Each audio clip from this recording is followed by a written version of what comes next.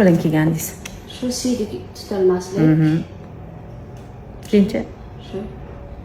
Ajralmag'anday narsalar yo'qmidi? Bor edi-yu, shu eng asosiy siydik tutilmaslik edi. Hozir qanaqa mana 40 kun bo'libdi, nima o'zgarishlar bo'ldi sizda? Uncha bormayapman. Xo'p. Unday bir nima ham kelmayapti-yu. Xo'p. Shu. Qarang, men ko'rganimda sizda qindivorlarning tushishi ko'p edi. Bachadon bo'yningizda eroziya bor edi. Eroziyalar bitib ketibdi o'zi. Ajralmangiz haqiqatan ham yo'q.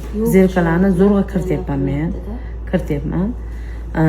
Lekin qindivorlari bo'yicha juda ham yaxshi natija bergan. Faqatgina mana yuqori devorda ozginagina hali bor ekan. Yo'q, sutilmagan.